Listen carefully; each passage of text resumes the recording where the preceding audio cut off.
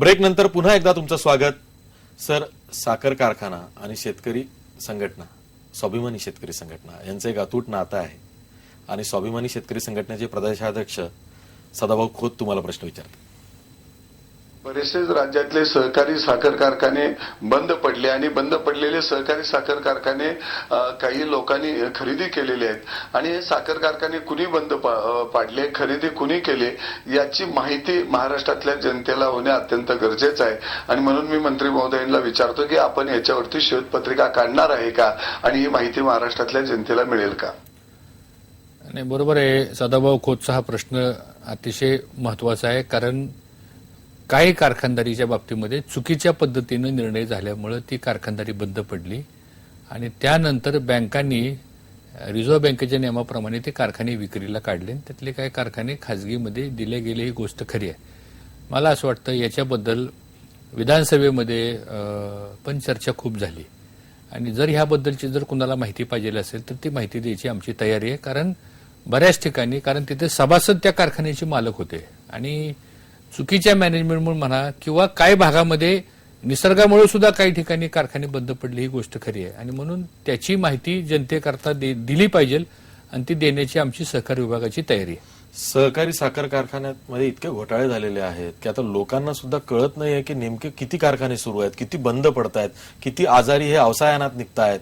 यासाठी एक long term policy आपण करू शकत नाही का? कारण शेवटी काय असतं की ठेवीदार जसे पतसंस्थांमध्ये आहेत तसेच सहकारी साखर कारखानदारीमध्ये जे त्यांचे सदस्य आहेत. आशिष, मला आपल्या माध्यमातून एक सांगायचं आहे की आता मी मगापासून आपली सगळी चर्चा बघतोय. सहकार म्हणजे फक्त घोटाळे हा जो विषय जर आपण सारखा लोकांच्या समोर नेला, मी तुम्हाला सक्सेस स्टोरी सहकाराच्या इतक्या सांगेल तुम्हाला.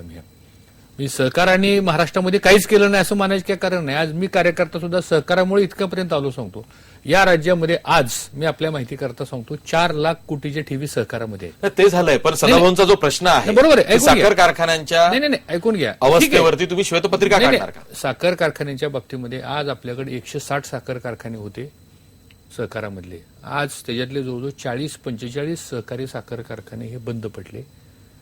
मराठवाड्यातले होते, विदर्भातले होते, पश्चिम महाराष्ट्रातले होते, खानदेशमधले होते.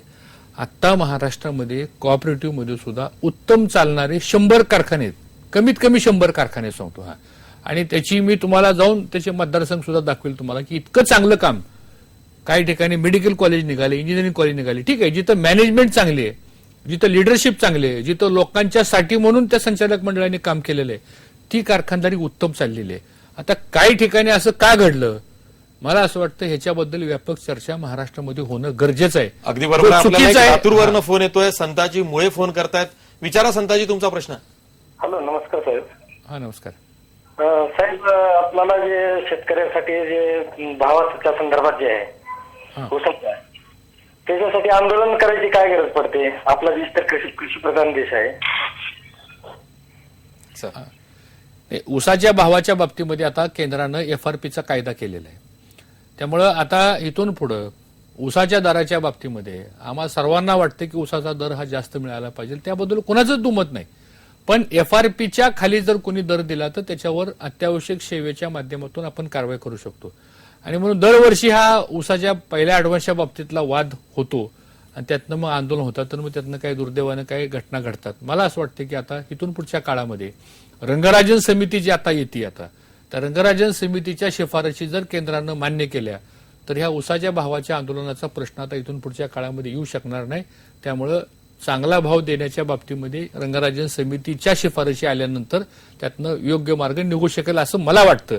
तरीही मी असं म्हणेल की साखर कारखानदारीने आणि शेतकऱ्यांनी एकत्र बसून आपण किती दर देऊ शकतो हे त्या स्तरावरती जर निर्णय घेतला तर हा सगळा राज्यव्यापी जो काय आंदोलनाचा विषय असतो तो होऊ नये आणि त्यातनं जास्त भाव सभासदांना कसा देता येईल या दृष्टीने प्रयत्न करावा. सर, आपल्याला अंमळनेरवरून फोन आहे. तुमच्या सरकारला पाठिंबा देणारे आमदार साहेबराव पाटील फोन करतायत.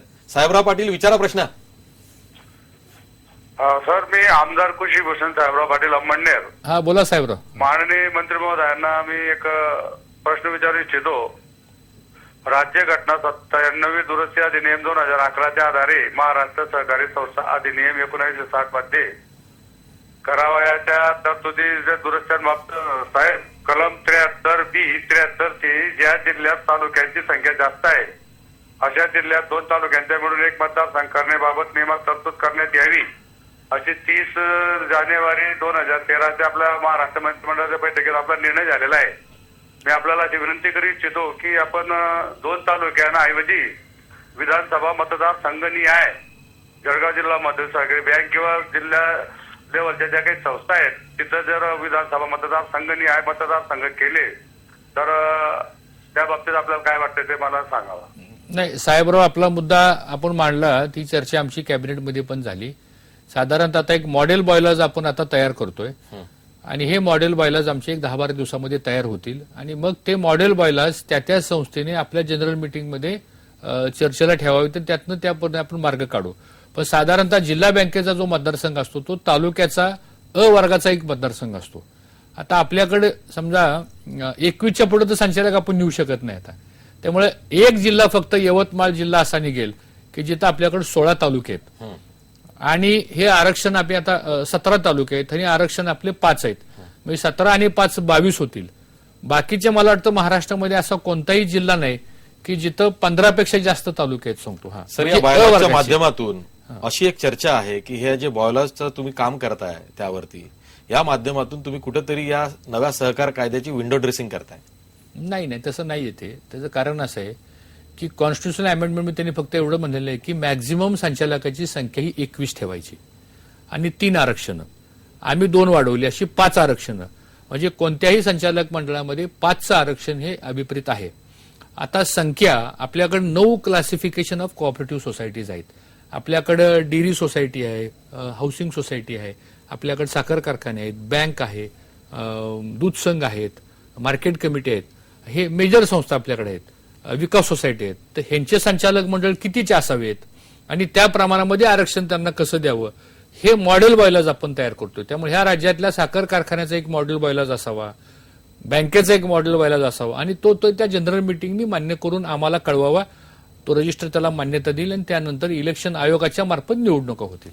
सहकार मंत्री हर्षवर्धन पाटील आपल्याबरोबर असेच राहणार आहेत, पण आपण एक ब्रेक घेऊया.